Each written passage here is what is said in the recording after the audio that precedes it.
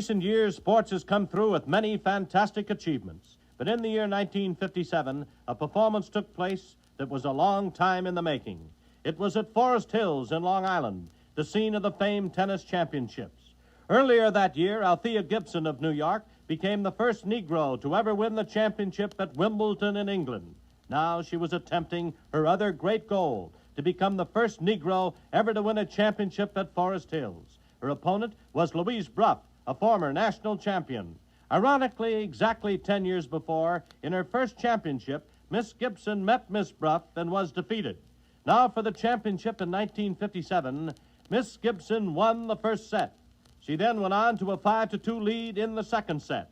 Soon she was just moments away from one of the great victories to ever be scored in tennis. And it's now point-set match tournament again. Miss Gibson has the advantage as Louise Brough trails here in this second set, the best two out of three-set match. Gibson won the first set 6-3. She leads 5-2 in the second set as Louise walks up to the service line. Here's Louise Brough coming up with the first one. The first one is into the net. We are now perhaps one service away from this historic moment which will see Althea Gibson become the first Negro tennis champion of the United States.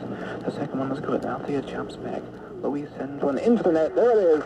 The new national champion, Althea Gibson, the national champion of the United States, as she defeats Louise Brough by scores of 6-3 and 6-2. After it was over, a humble Althea Gibson spoke from center court to an audience of 20,000 that included Vice President Nixon and millions more on a coast-to-coast hookup. Vice President Nixon, officials of the USLTA, distinguished guests, and tennis friends.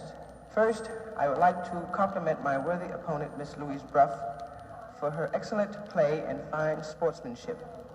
As a youngster playing paddle tennis, little did I dream of a thrill such as this.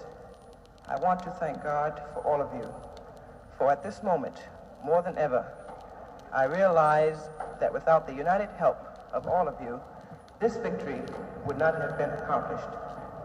I shall endeavor to wear this title with dignity and humility.